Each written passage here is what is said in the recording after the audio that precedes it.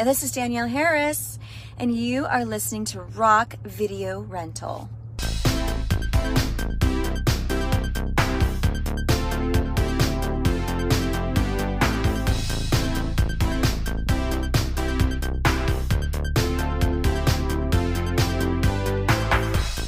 What's up, everybody, and welcome to Rock Video Rental. I am Brandon, and with me, as always, is Caleb. We're continuing on with the Halloween series, and we are going to be talking about Halloween: The Curse of Michael Myers from 1995. It is directed by Joe Chappelle, and the plot is 6 years after Michael Myers has last terrorized Haddonfield, he returns there in pursuit of his niece Jamie Lloyd, who has escaped with her newborn child, for which Michael and a mysterious cult have sinister plans. What a stupid plot. Why do they feel like they have to have, an origin? Why do they feel that they have to have a cult involved? But we'll get to that. Right? Can I ask you something, and maybe you know this, hopefully I'm not stealing something from later, but did they do this in not retaliation, but kind of like in follow-up because Friday the 13th did Jason Goes to Hell? Because I saw so many similarities. That's a good question. I guess I never really thought about that. Yeah, because I feel like Jason Goes to Hell is kind of like an origin story for Jason, because they talk more about the whole, how do you kill him, and, why is he the way he is? And then I saw a lot of that in this movie.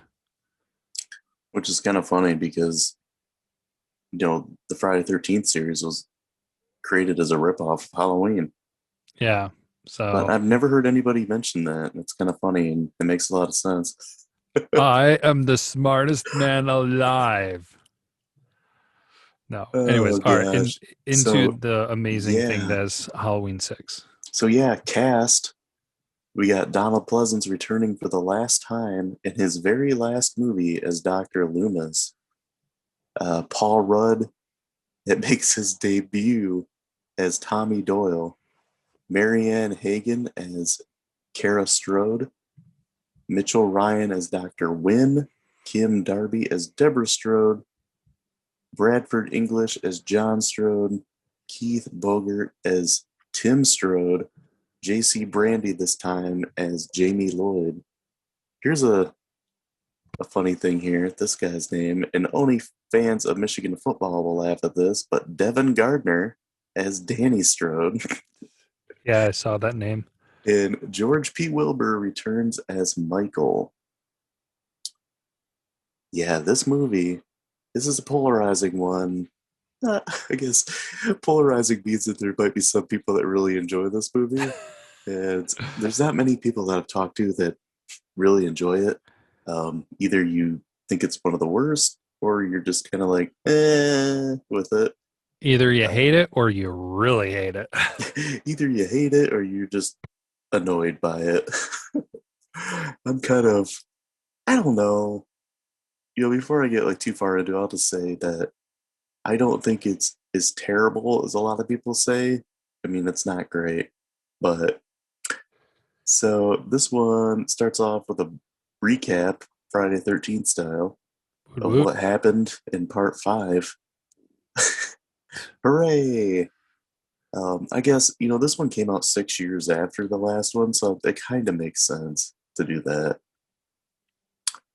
Just to catch people up. But we see some new scenes of Michael getting thrown into a van, which is hilarious. Yeah, because it's like this guy can kill whoever he wants, and then all of a sudden it's just like, oh, please don't hurt me when you throw me in the van. Yeah. So the man in black that we saw a couple glimpses of in the last one ends up being a leader of a druid-like cult, which honestly just makes me think of The Undertaker. And I almost wish they would have had The Undertaker play Michael in this, because that would have been great. Michael would have been a little more imposing too, because The Undertaker's 6'10". But And then we see that Jamie is giving birth, and the man in black comes and takes the child away. And then later on, we see this like nurse show up, and she helps Jamie escape with her baby. But then, of course, the nurse gets offed, and I'll get into all the kills and stuff at the end, like I normally do. But so now Jamie's like trying to get away. She takes a truck, and she goes to like a bus station. What's that? Yeah, right. Man, I think the last time I went to a bus station is when I lived in Pennsylvania, and my wife came and saw me when she was still living in Michigan. Yeah, my grandfather used to drive gray. Oh my god! My grandfather used to drive Greyhound buses. There, Rock. done. Yeah, that was what my wife took, was a Greyhound bus, and that was like 9 years ago, something like that. Anyway, so she gets to the station, and now we see like there's this radio show with this like shock jock talking, who's a complete ripoff of Howard Stern. And Dr. Loomis is listening to it because it's all about Haddonfield, and we find out that he's retired and he like lives in the middle of nowhere, and he's basically like a hermit.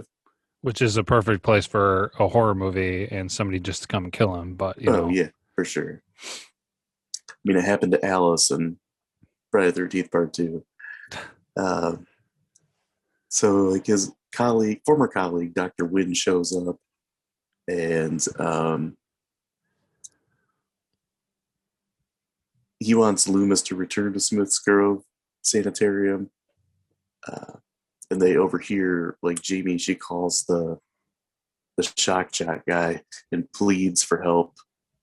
And of course, the DJ, his name's Barry Sims. He just like ignores it because he's like, okay, this person's crazy, and she's like asking for help for Dr. Loomis, and Dr. Loomis is just like, okay, something's going on. Michael's back. Like his spider sense was tingling. Yeah, Michael sense is tingling. And I have to mention before we get too far in this movie that you and I watched the producer's cut, because there's 2 cuts of this movie. So when I talk about the scenes here, I'll just be everything that happens in a producer's cut, and I'll explain the theatrical cut later on and compare them. Okay. But so Michael ends up stabbing Jamie, and she ends up getting like you assume she's dead, and then like they find her and she's not, and like she hid the baby, and they take her to the hospital and she's in like severe condition. At the same time of Dr. Loomis hearing the story, Tommy Doyle, a character from the first one, played by Paul Rudd, hears it as well. And he's listening carefully in the background. He's got it replaying and everything. And then he hears that she's like at a bus station. Somehow he figures out which bus station, and he finds the baby. And nobody else has? Yeah, and nobody else has, even though it was like screaming in the bathroom. I mean, people the baby had to be starving because it was like from the night before. Yeah, people hear it, but they're just ignoring it because it's just like, that ain't my baby. Oh, yeah, it's just like, somebody dumped that one off. That's not mine. But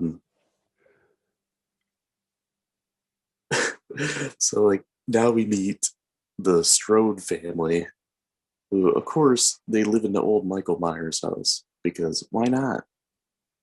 Brilliant. Yeah, exactly. We get to meet like the quote unquote new Lori, I guess. With her name is Kara, and she has a son named Danny, who that kid just annoys me. I don't know if it's just like his look with his dopey looking bowl cut and his weird facial expressions that the kid just drives me nuts in this movie. Yeah, it was weird, awkward. Yeah, and we get like kind of the cool younger brother who's, he's good with Danny, and Danny like thinks he's really cool, so he tries to act like him, kind of thing. And we get the dad, who's a complete jerk, like just a complete dick. It's easy to say. And then we get the mom, who, man, I've seen this movie probably like 5 times before this. I would say I used to own it on VHS, and I watched it a few times. Not one of my favorite in the series, so it's not one I like return to a lot. But this time, I was like, gosh, like, could they made her any more like unfeminine and unattractive? And then I was thinking, like, oh my gosh, she looks like the old Dana Carvey Saturday Night Live character of the church lady. That's like all I could think of the entire time when she was on here. So now that we're like introduced to all the main characters, and we know that like Michael's coming, and Loomis finds out that that really was Jamie calling on the radio and asking him for help. He goes to the hospital. That's when Tommy shows up, and he tells him about the Strode family living in the Myers house. And he gets run off by security because he's just nuts. And, which is funny because he's kind of taking over Dr. Loomis's craziness. Yeah. Which is a pretty subdued Loomis in this. Yeah. And he's trying to say that, this baby that I have is Jamie's baby. And it's like Loomis doesn't want to believe it. But then like he finds out that it is Jamie's baby. Like, this is so jumbled. It's so jumbled. Oh yeah. So now Tommy and Kara go into like Tommy's house, and then he tells him that he believes that Michael has been inflicted by the Thorn Druid curse. Yeah. And that like the story gives us backstory about a child from each tribe is chosen to bear the curse of the Thorn and must sacrifice its next of kin in the night of Samhain. Yeah, to avoid Halloween. Like plagues and bad stuff. That Tommy believes that Stephen, who's the baby, will be Michael's final sacrifice. Because Jamie gets killed prior to this, I have to mention, by a gunshot to the head in a hospital. It always amazes me how easy it is for these people to bring in guns to a hospital. And like there's no one around with this woman who's in intensive care, basically. Dude, it was when 90s? Yeah, really? That's true. Yeah. Yeah, you could do almost anything in the 90s. You could take a rocket launcher on an airplane and no one cares. You couldn't get away as much as you could in the 80s, but you still got away with a lot in the 90s. Yeah, in the 80s, when you get pulled over for drinking and driving, they just take your beer from you and tell you to go home. Oh, man. So, later that night, Tommy goes out to look for Dr. Loomis, and then the crazy Mrs. Blankenship, who lives with Tommy, reveals to Kara that she was babysitting Michael the night that he killed his sister, which is BS because that was never shown in the first movie. Yeah. Like, he was there with his sister. And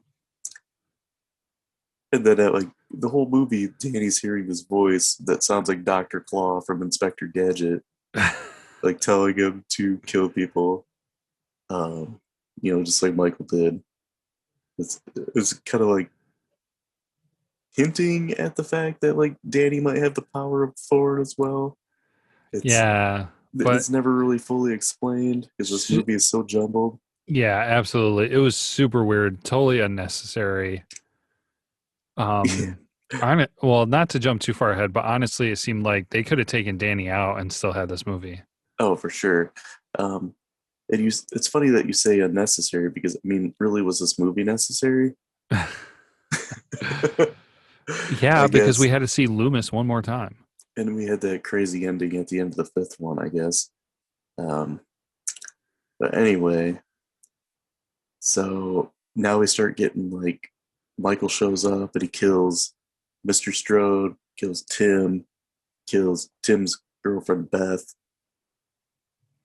and It was the Mrs. shock Strode. jock guy, and Mrs. Strode, the church lady. Now it's like Danny and Kara, they escape, and they get to Tommy and Loomis, um, where like the cult arrives at the that house that Tommy's living in. We find out that like Mrs. Blankenship is one of the cult members, No and way. then we find out the Man in Black is Doctor Wynn, mm-hmm. Which is was easy to stupid. which was easy to figure out. So the cult like they drug Loomis and Tommy, and they take care of Danny and the baby to Smith's Grove, which it's hilarious when they realize that they were drugged because like they both wake up and Paul Rudd's just like, I feel like I've been drugged, and Dr. Loomis is like, it's because you have been. And we're perfectly fine now, though. Yeah. Oh gosh. Um. So now they have to like go and rescue them, and like Kara's locked in this like maximum security ward. Uh, while like her son and the baby are kept in an operating room. Um, Loomis shows up and he confronts Dr. Wynn, uh, who like tells him that the staff has been uh, working with the cult to study the power of Thorn and learn how to control it.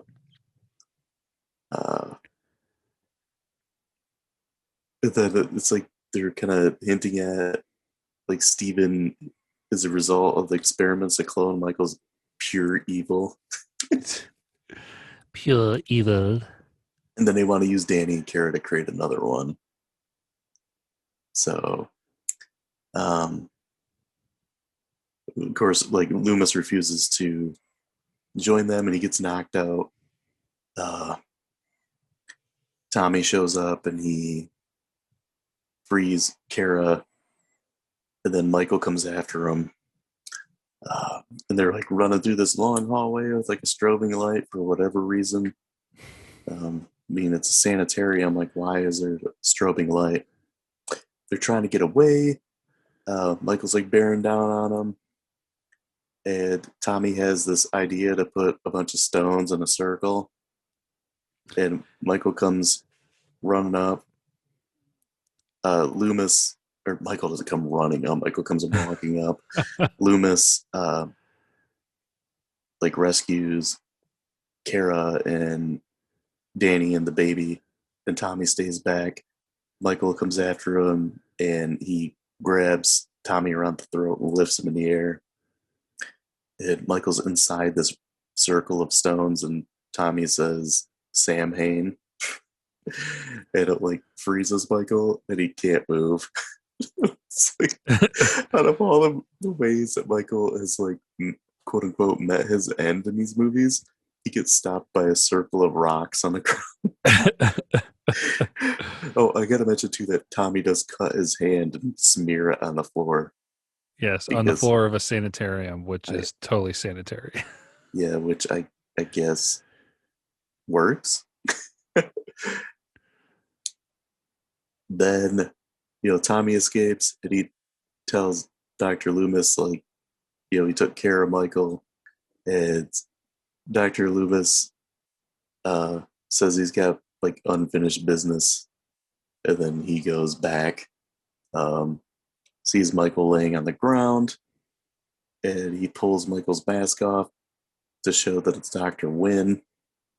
And then Dr. Wynn says something about Loomis being the one now, and then like he like dies, and then Dr. Loomis has like the sign of a thorn show up on his wrist, and then he screams like a madman. No!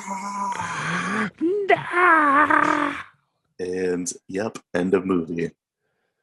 Then we see Michael dressed as the Man in Black escaping. Yeah, like It's ridiculous. what? Like what? What? Yes. So many whats. Like, oh man. Yeah, dude. So this movie, man, I feel bad for Donald Pleasance Yeah. because he was such a great actor, and this movie is completely wasted him. And like he just like a shell of what he used to be. You could tell that was in bad shape. He sounded like he was tired the whole time, and he kind of had the old man kind of thing going. You know what I'm talking about? Yeah. But like, yeah, I mean, this was his last movie that he made, so it was just kind of a sad way for him to go out.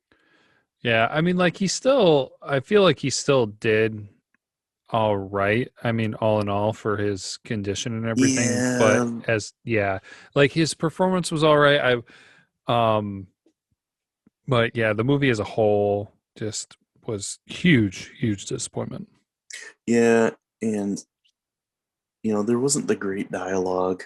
We always talk about like the crazy Loomis lines where, in the first one he says he's got the darkest eyes, the devil's eyes. And the second one, my favorite, you don't know what death is. And the in the last movie where he says I prayed that he would go to hell, but I knew in my heart that hell would not have him, which like these like awesomely just crazy lines only Dr. Loomis could say. And this one he doesn't have that. He really so I can get into a little bit of the difference between the theatrical and the producer's cut Okay. because it kind of goes with like the lack of Loomis in this. So at the beginning, um, in the theatrical cut, which is what I used to have on VHS. So I think this is maybe like my second time of seeing the producer's cut, because we watched this in streaming. So a little bit of backstory. Um, they released the producer's cut as a test, and it was hated so much that they went back and shot more footage, and then they recut it into the theatrical cut. The producer's cut was thought to be lost until like the early 2000s, where it Huh. showed up and like people were bootlegging it, and it was like really low quality, like VHS footage. And then years after that, just like a few years ago, it was actually re-released on Blu-ray and like fully cleaned up and like the quality that we watched it in. So at the beginning of the movie, in the theatrical cut, Jamie dies by being impaled on a wheat thresher, like a big piece of farm equipment by Michael. Yep. Where, in the producer's cut, she is stabbed, she survives, and then she goes to the hospital where she's shot in the head. Another big change is Mr. Strode's death. So in the theatrical cut, I'll say in the producer's cut, he's electrocuted. Michael stabs a butcher knife into him, and it goes into him and into the power box and electrocutes him. In the theatrical cut, the same thing happens, but then Mr. Strode's head explodes, which is awesome because that guy was such a jerk. He deserved it. So probably one of the craziest things. So like Jamie's baby is not fully explained in the producer's cut, like who the father is. It's kind of just, implied that maybe like she is just inseminated somehow by this cult. Mm-hmm. Dude, get this. So in the theatrical cut, guess who the father is? Michael? Yes. Yeah, didn't they kind of address that in the It's kind of hinted at, but like the theatrical cut is more like in your face about it. Okay. Where they show almost like this ceremonial like rape scene, I guess. like you don't really see anything, but like Michael walks towards her. So he's basically Uncle Dad. Yeah, so messed up. So then another thing here, when he gets to the sanitarium in the theatrical cut, Michael goes on a killing spree in the building, uh, and there's like a lot more of him in the final scenes, and then not as much of Dr. Loomis. Huh. But in the producer's cut, there's more Dr. Loomis and not as much Michael at the end. Well, guess what? Both ways would suck either way. Right? So it's like give and take. It was like, what do you want more of, Michael or Dr. Loomis? Can't have both. So the end is probably the biggest thing. So in the version we watched, the producer's cut, Tommy spreads out the stones and stops Michael in his tracks, which was a pretty crappy ending. So stupid. Which one's worse? We got the theatrical ending where Tommy just beats Michael down with a lead pipe. He just stands there and just beats the crap out of him with probably like a 3-foot lead pipe. And then like Michael has blood coming out of his mask that's green. Oh my god! And it's like this weird strobe effect. Dude, you got to look it up. It's pretty terrible. And this is the original ending I saw because I had the VHS that had the theatrical cut on it. Okay, well then this ending, the ending we saw was definitely better then. Yeah, but it's still stupid. Oh yeah, still stupid, but at least it kind of like lined up with the whole like voodoo boop bop a doo junk. Yeah. Yeah, Michael was like tranquilized and like weakened, and Tommy beat him down with a pipe. So after that, we get the scene where Dr. Loomis said that he has one more thing he has to do. He goes back in the building and in the producer's cut, he unmasked Michael, which is actually Wynn, and then he becomes like Michael's caretaker almost. He gets that thorn symbol show up on his wrist and he screams. Mm-hmm. In the theatrical cut, Loomis goes back in and we just see like the mask laying on the ground with a needle next to it, and then we hear Dr. Loomis scream. What? And then they just play the Halloween theme, and that's the end of it. What? So there's nothing with Michael being the man in black. Nothing with Dr. Wynn. Yeah, that's the ending of it. I don't know which one's more confusing. And it's the same scream, too. No! Yeah. You should just copy the scream from, what was it, Halloween 4? No! No! Classic. So those are all the differences there, the main differences. There's an interesting thought I had watching it this time. So Michael's curse is that he has to kill his whole bloodline, right? And Jamie is the last one. So why don't they want to like continue on with the baby and everything, but they were also going to continue on with Danny and Kara. Yeah. So why even rape Jamie to create an inbred family member to Michael if the goal was just to erase the Myers family? Yeah. Like, why don't you just kill Jamie and then you're done? And then if you have the ability to pass on Michael's evilness or like recreate Michael's evilness, like why didn't they just go get Danny and Kara? Like, why this whole thing with just kill Jamie? It makes me think of Austin Powers, where Dr. Evil's explaining how he's going to kill Austin Powers. And Scott Evil's just like, he's like, why don't you just kill him right now? He's like, you just don't get it, do you? And he's like, no, just get a gun and just shoot him right now and he's dead. You don't have to worry about it. He's like, no, what I'm going to do is I'm going to put him in this over elaborate mechanism and then close the doors and just assume he's dead. I just don't get it. That's what just made me think of. Like, just kill Jamie off and then end a movie. Yeah, right?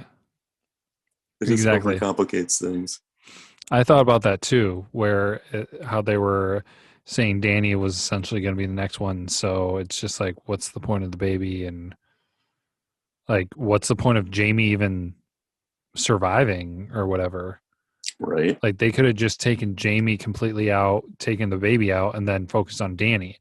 Or if they had, or they could have done the opposite where, okay, focus on Jamie and the baby, but then get rid of Danny. Mm-hmm. So. Yeah. This movie, it's funny. It's a movie that has 2 cuts, and both of them are pretty bad. Yeah. I would say the one we watched is probably better, but not by much. And also, is it the only producer's cut to exist? Because usually it's a director's cut. Yeah, it's weird because on this site that I'm looking at, it has a list of the deaths, and in one part of the notes it says in the producer's cut, blah blah blah.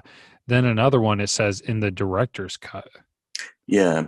So, I always, that's actually a good way to transition here. So I always go through the kills in these movies, and I went with the theatrical cut kills because there's more, and this Yep. covers all of them. So there's 17 of them. So Mary was the nurse that helped Jamie escape. Her head was impaled on a spike, which that one was kind of brutal. There's a dude that owns a truck that Jamie takes. His neck gets snapped. That was super easy for Michael to do. Like, he's Arnold Schwarzenegger in a movie. So JB is the next one to die. She gets stabbed, but then she gets shot in the hospital. And then in the theatrical cut, she gets impaled on the farming equipment.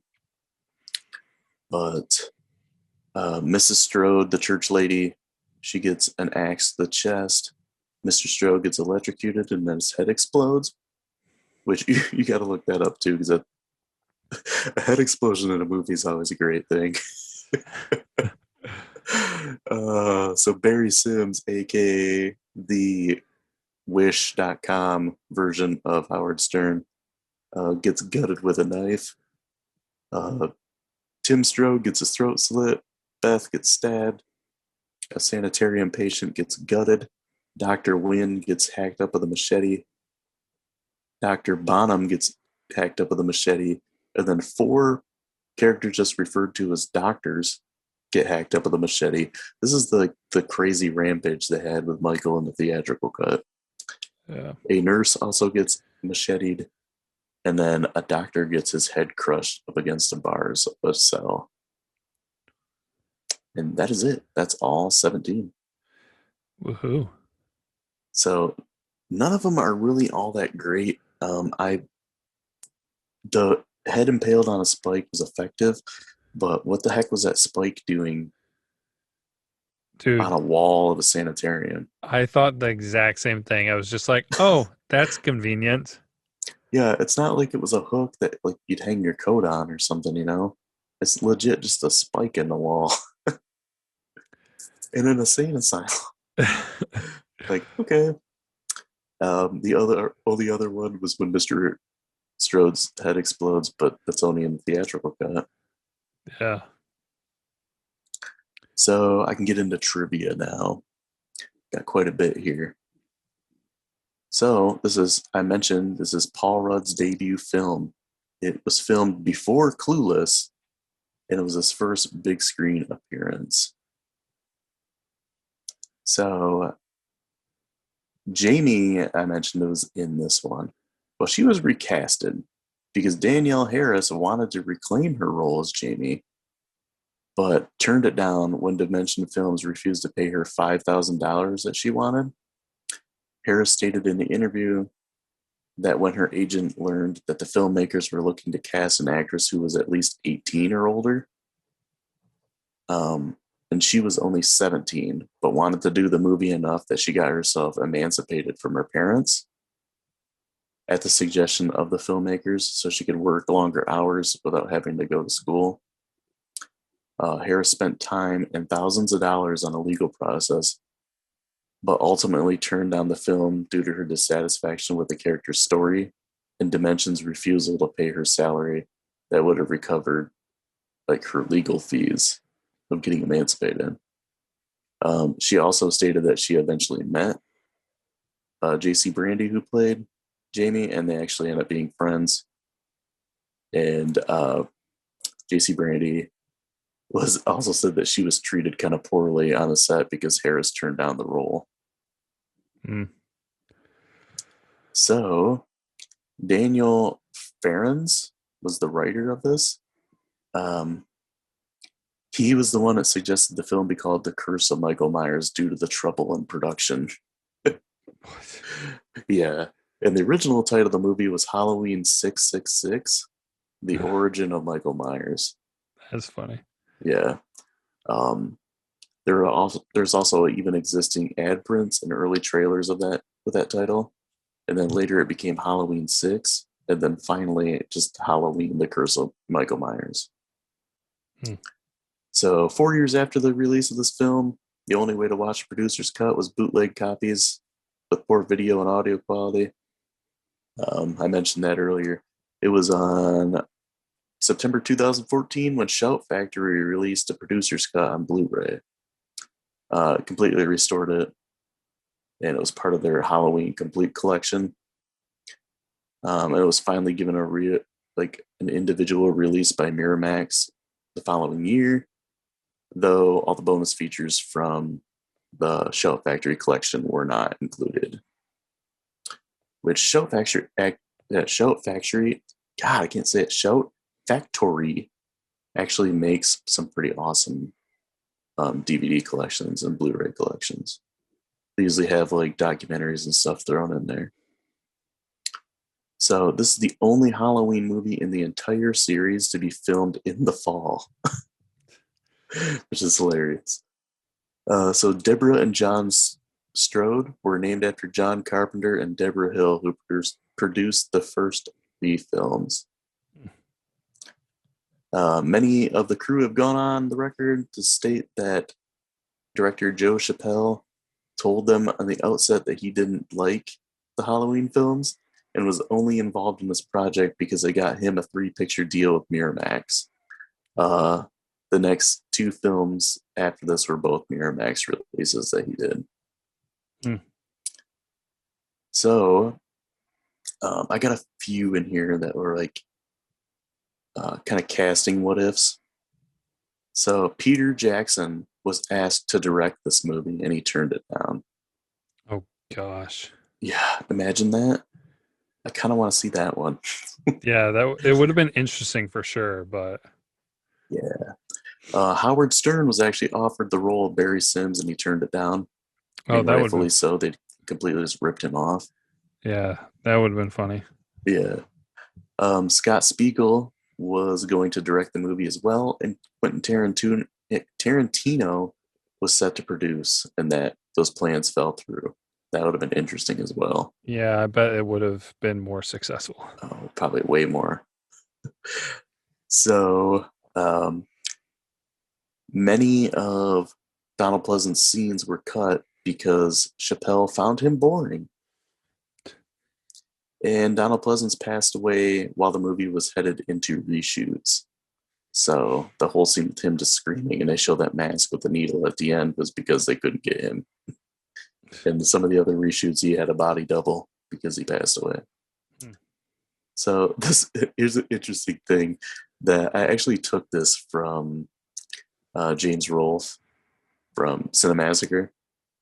He said this movie completes the Pink Panther series with the titles that they have for these. So part 4 is The Return. And Halloween is Return of Michael Myers. Pink Panther is The Return of the Pink Panther. Part 5 is The Revenge, and part 6 is The Curse.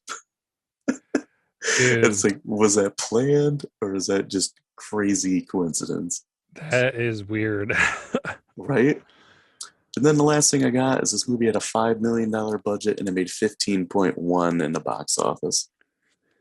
Yeah. Which not a big turnaround, but made 3 times as much as it cost. Yeah. So let's jump right into grades. Pulled from the 2 sources as normal. What do you think IMDb is? 3.5. No, that's a 4.8. Oh, okay. Which I don't know. I guess I get it. Yeah. You know, if you told me it was 3.5 and I got on there and it was 3.5, then I'd be like, yep, that's about right. Seems about right. Yeah. So Rotten Tomatoes was a critic and an audience. What are those? Critic, let's do 40%. Dude, you're Oh way no, too generous. yeah, I'm way too high, probably. Yeah. Nine. 9. Oh gosh. 9%. Um, I will say that the audience is more favorable. 32%. Close, 37. Okay. Yeah. So do you want to give your grade or do you want me to go first? I'll give my grade. So this following up after Halloween 5, I will say this was more entertaining to me. It was not as boring and like as far as just watching it, but as far as like the content, it was a jumbled mess. Hmm. Some things I liked about it. I liked that I felt more invested in it and there was more suspense to it, where Halloween 5 was slow and dragging and you were just waiting for something exciting to happen. Yeah. In this one, as you said, it was filmed during the fall. It actually felt like a Halloween movie because in Halloween 5, and I mentioned this in the last episode, it was just like, it was way too bright, way too nice, way too sunny most of the time and everything. Hmm. It did not feel like it was supposed to be a horror movie. Yeah. It didn't feel like fall in Illinois. Yeah, exactly. So this one at least was catering to that. But then so many things messed up with this. I mean, I don't even really need to state it again, but I mean, just like why the baby, why Danny, um, what was going on with the direction here? Why do you have to deal with origins? The man in black, like what they they totally did not have a tied something set when they had the man in black in part 5 because they just had a new writer and completely wung it Hmm. or winged it together. I don't know how you express that or whatever, but yeah, it was just such a mess. And you know, Michael, who's always unstoppable, all of a sudden isn't. Like, first of all, he gets captured and taken, and then he's kept for 6 years, and he's like timid or Yeah. tame or however you want it. Like, none of it Under makes, their control.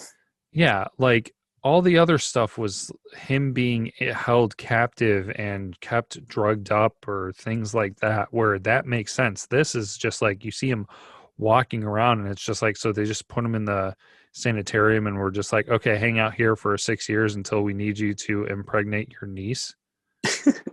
Like, Right. until she gets old enough to get impregnated. Like, what?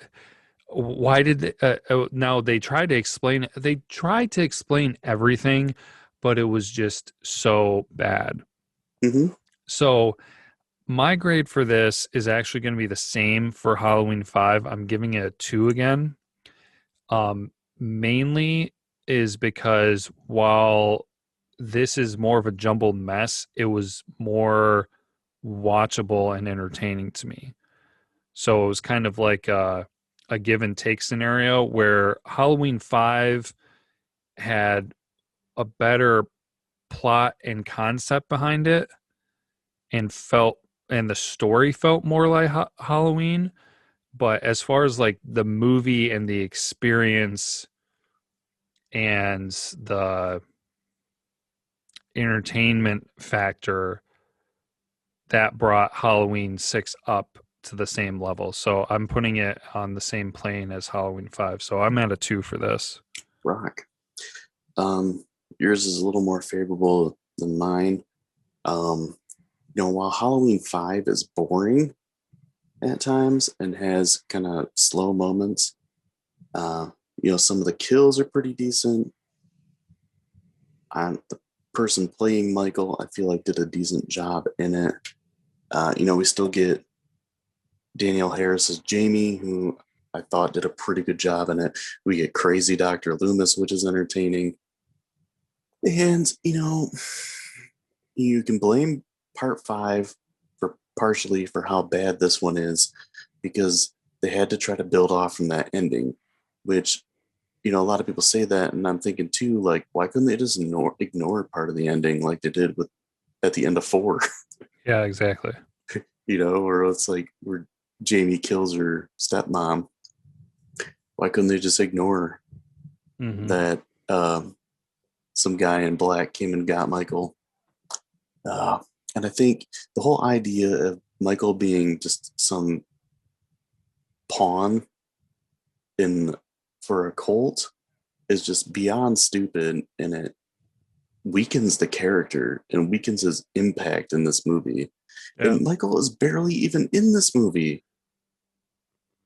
You only see him for like maybe a total of 2 minutes in the whole dang movie. I was actually surprised though, like how fast this one went by, where I feel like part 5 feels like the longest of the bunch. Just because it's so slow paced. This one's faster paced, but the acting is worse. Paul Rudd is horrible in this movie, and it just amazes me that he went on to be such a decent, like, good actor. Yeah. And like versatile actor, and just like an overall likable person, because he has none of those qualities in this movie. He's so wooden. He keeps the same tone the whole time. And like his character is just a straight up creeper. Like he's like spying on Kara, watching her get dressed.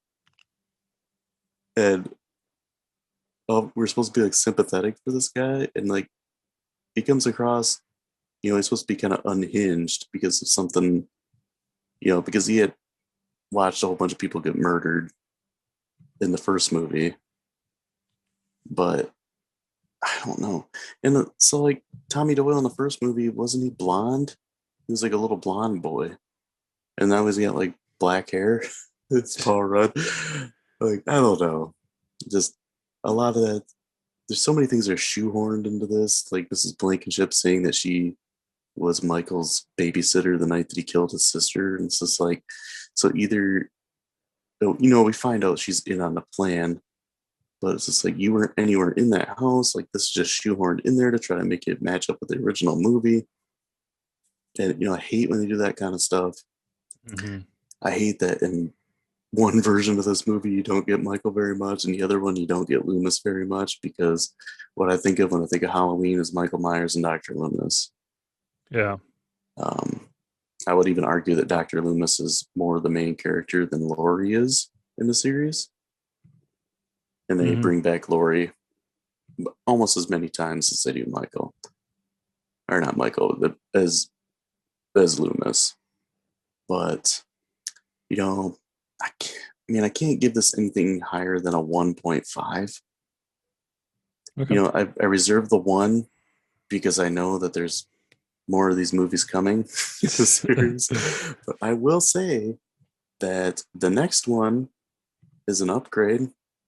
Yay. And this is probably either the second or the third movie I saw in the series, because I can't remember if I watched Halloween H2O or Halloween 4 first. And I know I watched the first one first. So, because this Halloween H2O came out in a time where I first really started getting into slasher movies during the revival stage in the early 2000s with, Scream in like the late 90s, and I Know What You Did Last Summer, and then Halloween H2O are all right around the same time. Urban Legends, another one. But yeah, I'm just happy that it goes up a little bit, but from there, we'll have to see how it goes. I won't try to ruin anything for you. All right, sounds great. Well, totally forgot to mention how Michael Myers, oddly enough, kind of going along with the idea of Friday the 13th for a character that doesn't speak, that there can actually be good performances and bad performances. But yeah, this was clunky. Yeah, he wasn't really the best. Yeah, he was just walking around like normal, where in the other ones he was very static and like stiff, and there was almost a personality to the way that he was moving. Yeah, much more imposing. Yeah, he was just like bumbling along. And Yeah. like, "Dur, dur, dur, dur, dur, dur." Oh, stabby stab. So Where, yeah, I mean, nobody does Michael better than Nick Castle did in the first one. yeah. Just like his mannerisms and his movements. Mm-hmm. Just, yeah. And it comes back to an old thing I've heard about mask and wrestlers is that the guys who can connect with the crowd while wearing a mask are like some of the most admirable because they can't use their face to show emotion. Yeah. Where it's like, I feel like it's a very difficult thing where, a lot of these slasher movies, they would just get a stunt man to play like the mask character Mm-hmm. because you don't see their face. But it's when they get people that have the ability to act and put them in that role that it just seems to work better. Mm-hmm. But yeah, anything else? I don't think so. I mean, I know last week, for the last episode, I was just like, "There's no way I'm rewatching this one." But this one, I could have. I'm not saying I would have wanted to, but if time had allowed, I could have seen myself watching this one again because, as I said, it had more rewatchability for me than Halloween 5. Yeah, it's one of those movies where you can pick up more in it. But Yeah. yeah. So next time we will be talking about Halloween H2O 20 years later. And until then, be kind, rewind.